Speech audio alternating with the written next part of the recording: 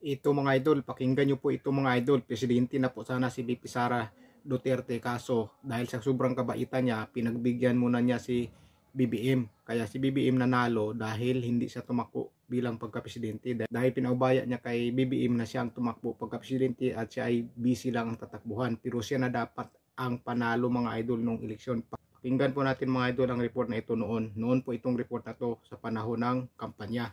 Pakinggan nyo po mga idol. Davao City Mayor Sara Duterte may mensahe sa mga tumatawag sa kanyang presidente kahit Vice President lang ang kanyang tatakbuhan sa 2022. Nanawagan nga si Davao City Mayor at Vice Presidential Aspirant Sara Duterte sa publiko.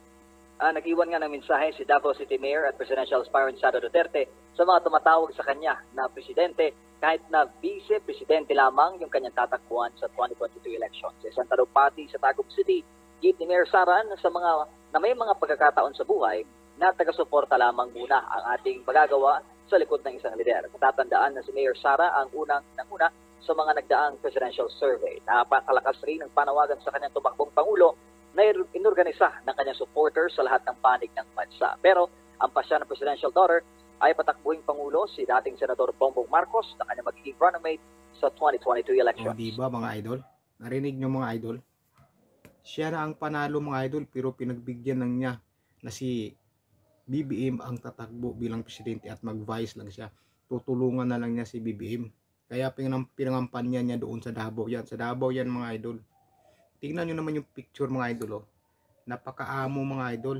Noong kailangan nila ng tulong kay VP Sara Duterte. Napakaamo. Sobrang napakaamo. Tingnan yung mga kamay nito mga idol. Talagang nakaganyan pa. Tapos tingnan nyo si Martin dyan. Yung kamay nasa likod.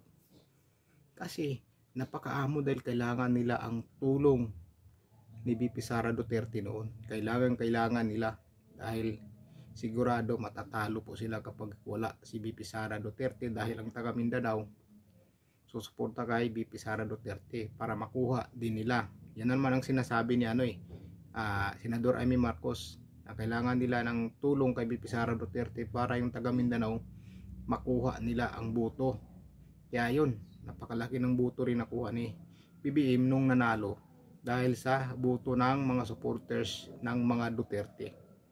Kita nyo mga idol, napakaamo kapag nangailangan ng tulong. Ngayon na naluklok na sa pwesto, gusto na nilang ipakulong yung tumulong sa kanila, mga walang utang na loob. Totoo yan mga idol, walang utang na loob. Biruin mo, nung lumapit ka kay VP Sara Duterte, napakaamo mo, napakabait mo kung humarap sa kanila. Pero nung nanalo na sila, anong ginawa nila? Gusto na nilang ipakulong yung tao na tumulong sa kanila para maluklok sila sa pwesto. O di ba, ano ang tawag niyan mga idol? Walang utang na loob yan ang tawag niyan. Hindi marunong tumanaw na utang na loob. Kung tutuusin, mayahiya ka dahil hindi ka maluklok yan sa pwesto mo kung hindi ka tinulungan ni VP Sara Duterte, di ba? Di sila mananalo mga idol. Kaya naman dumami yung boto niya dahil po sa ating mga taga Mindanao, tayong mga Bisaya, mga idol. Dahil mas marami pang ang boto si Lini kaysa sa kanya, kaya natalo siya nung Vice President tinakbuhan niya dahil tinalo siya ni Lini. Dahil mas maraming bumuto kay Lini kaysa sa kanya nung pagka-Vice President. Kaya nung tumakbo siya ng pagka-presidente dahil ayaw ni VP Sara, dahil gusto ni VP Sara na pagbigyan mo na si Pangulong Bongbong Marcos na siyang tumakbo, ayan, nanalo mga idol. Nung nanalo na, si VP Sara na tumulong sa kanya at nagbigay daan para maluklok siya sa pwesto, gusto nilang ipakulong. Nasaan po ang hustisya? Nasaan ang hustisya niyan? Di ba? Yung tao na napakalaking inutangan mo ng loob para makuha mo yung gusto mo, nung nakuha mo na, gusto mong ipakulong. Ano ang tawag niyan sa inyo? Ano ang tawag niyan? I-comment nyo po mga idol sa comment section kung ano ang tawag sa mga taong nagkakaroon ng utang na loob tapos ipapakulong yung tumulong sa kanila pagkatapos sila makuha yung kagustuhan nila at naluklok na sila ngayon dyan. Pero nung hindi pa sila naluklok dyan, napakaamo nila. Napakabait nilang humarap kay VP Sara Duterte. Napakabait, sobrang bait. Halos di makabasag pinggan. Sobrang galang nila kay VP Sara Duterte. Pero nung nanalo na at nakaupo na, ilang taon lang gusto na nilang ipakulong yung tumulong sa kanila. Kasi yung tumulong sa kanila, iyon ang hadlang sa mga mali nilang gawain. Mga plano nilang maling gagawin. Dahil tinik si VP Sara Duterte sa mga gusto nilang gagawin na mali, gusto nilang ipakulong, tanggalin para wala ng tinik sa mga gusto nilang gawin. Pero dapat iniisip nila na kung wala si VP Sara Duterte, at kung si VP Sara Duterte ang tumakbo bilang pagka-presidente, si VP Sara ngayon ang presidente. Pero dahil gusto niyang tumulong at pagbigyan na si BBM ang tatakbo bilang presidente, naging vice presidente na ng tinakbuhan niya. So ngayon nanalo na yung tinulungan niya. Yan na ngayon ang problema. Dahil yung tinulungan niya, yan din pala ang mangiipit sa kanya o manghahatak sa kanya pababa.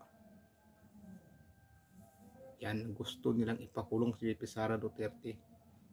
Kasuhan nila ng kakasuhan para sa usapan nilang 2028 na si VP Sara naman tatakbo, hindi na makakatakbo kung matalo sa impeachment. Walang utang na loob.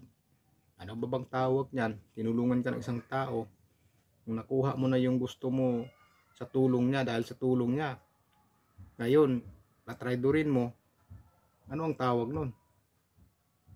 Hindi ka marunong tumanaw sa utang na loob. Yan pong ibig sabihin yan, walang utang na loob. Grabe mga idol. Pero nung unang tatakbo pa lang sa eleksyon, grabe, napakabait nilang humarap sa ating vice presidente. Hindi pa vice presidente si VP Sara noon, mayor pa lang. Sobrang bait nila. Pero ngayon naluklok na sila, tumulong sa kanila, yun ang inuusig nila. Grabe, kakalungkot mga idol. Pero tandaan nyo, may karma din. At may darating ang panahon na iikot ang mundo, babaliktad. Kayo naman ang hahabulin ng batas o hustisya. Kayo naman ang habulin. At yung hinahatak nyo pababa, siya naman nasa taas. Siya naman ang titingalain. Yan ay si VP Sara Duterte. Dahil kapag siya ang makaupo sa susunod bilang Pangulo, sigurado magtago na kayo. Dahil hindi kayo titigilan yan at hindi kayo maimbestigahan sa mga ginagawa nyo. Grabe kayo. So ngayon lang mga idol, yung bago lang kayo sa channel ko, huwag sana kalimutan mag-subscribe mga idol at paki-like ng video para dumami po tayo dito sa channel ko. Sulit po tayo mga idol. Ingat po kayo. God bless po sa inyo mga idol. Peace tayo.